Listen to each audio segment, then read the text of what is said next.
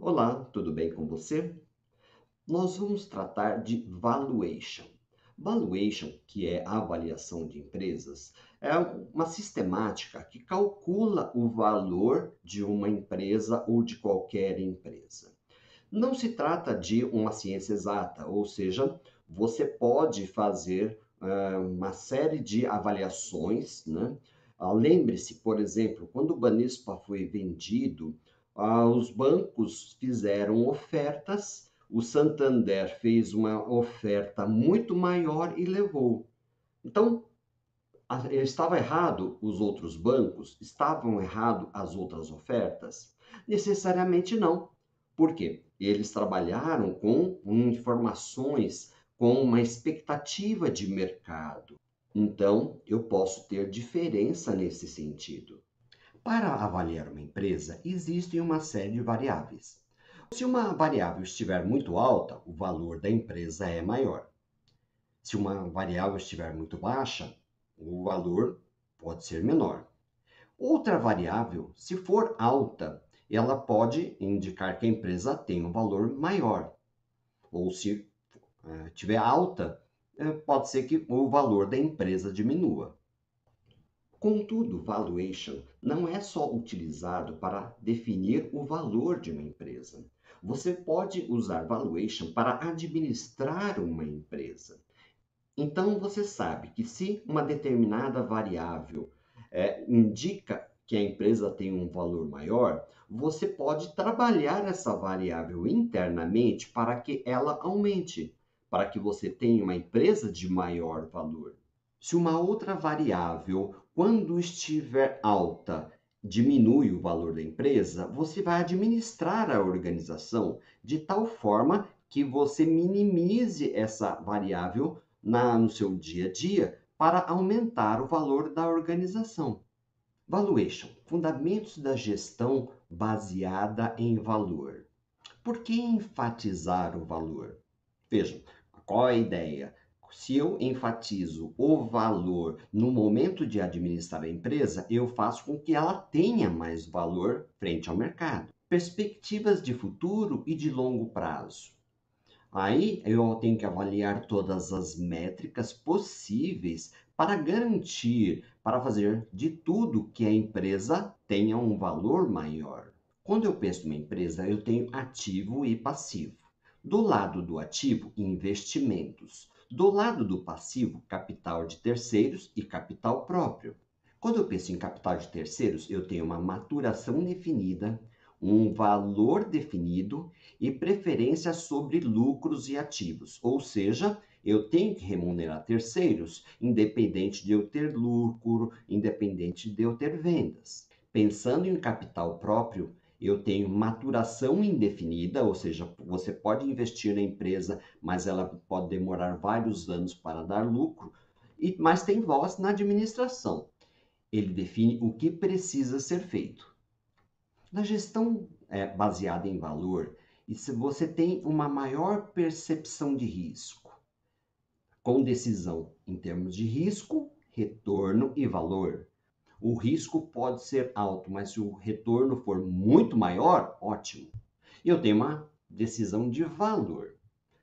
Na gestão baseada em valor, eu tenho a máxima transparência. Então, você não pode ficar escondendo as coisas da empresa, tem que ser muito transparente em relação a todos os seus funcionários, a todos os seus colaboradores. Então, tem que haver transparência.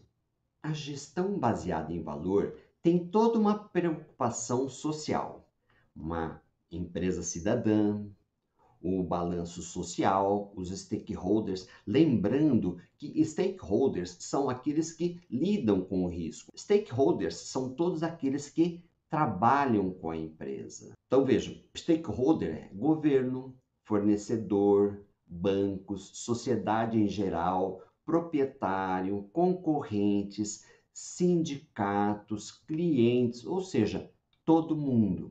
Tá?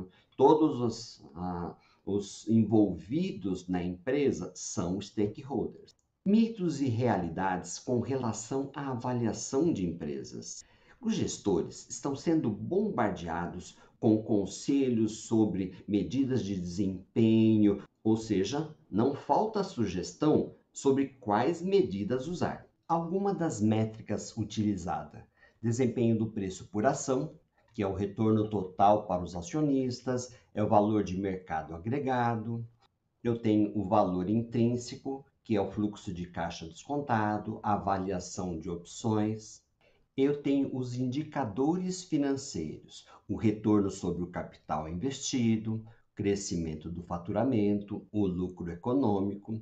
Vetores de valor: a participação de mercado, o custo unitário, valor dos projetos de pesquisa e desenvolvimento. Quais são os verdadeiros objetivos? Ajudar na tomada de decisões criadoras de valor, ou seja, aquilo que vai gerar o valor para a empresa. Orientar os empregados das empresas quanto à criação de valor, ou seja, é conscientizar o funcionário que se ele trabalhar melhor, a empresa terá um valor maior. Trabalhar com qualidade, trabalhar com empenho. Então, isso vai gerar no funcionário a ideia de criação de valor. Existem medidas que avaliam curto prazo e outras que avaliam longo prazo. Medidas contábeis estão mais focadas em fatos geradores. O que são fatos geradores? É uma emissão de uma nota, é um fato gerador. A venda é um fato gerador. Medidas econômicas têm um conceito mais amplo: crescimento, valor da empresa. Contudo, não existe uma medida perfeita de desempenho. Quando o Banespa foi vendido, os ofertantes acreditavam que ele tinha um valor e alguns acreditavam que ele tinha um valor maior. Economias voltadas para o acionista parecem ter melhor desempenho, ou seja, quando a empresa está voltada para o acionista, para o investidor, quando a preocupação é maior nesse sentido, a empresa normalmente vai melhor. Administrar valor exige concentração nos retornos de longo prazo em termos de fluxo de caixa. Ou seja, quando você pensa em valor, você quer um fluxo de caixa de 1, 2, 3 anos, ou seja, não é só uma questão de como a empresa está naquele momento, é como ela vai estar no longo prazo, daqui a um tempo. O gestor pode aumentar o valor para o acionista com medidas que poderiam provocar uma crise na organização. Exemplo, reengenharia. O gestor pode aumentar o valor da empresa com uma medida que vai aumentar o valor num primeiro momento, mas e no longo prazo? É importante que haja uma visão de administração após a reestruturação. Não basta reestruturar, tem que pensar o que vai ser depois. Mitos. Mito número 1. Uma vez que os modelos de avaliação são quantitativos, a avaliação é objetiva. A avaliação não é uma ciência, nem uma busca objetiva por um valor verdadeiro. Você tem que avaliar. Os dados de entrada da avaliação podem deixar margem suficiente para julgamentos subjetivos. Solução: eliminar todas as tendências antes de iniciar uma avaliação. Evitar assumir posições públicas fortes em relação ao valor da empresa antes que a avaliação esteja completa. Minimizar o interesse em relação ao fato da empresa estar sub ou superavaliada antes da avaliação. Mito número 2. Uma avaliação bem pesquisada e bem feita é eterna. O valor obtido a partir de qualquer modelo é afetado por informações específicas sobre a empresa e o mercado. O valor se modificará à medida que novas informações sejam reveladas. Uma avaliação de uma empresa necessita ser logo atualizada de forma a refletir as informações correntes. Não adianta você fazer uma avaliação e passar meses sem você refletir sobre o assunto. Você precisa ver como essa empresa está no mercado hoje. Mito número 3. Uma boa avaliação oferece uma estimativa precisa de valor. Você sempre vai ter dúvida.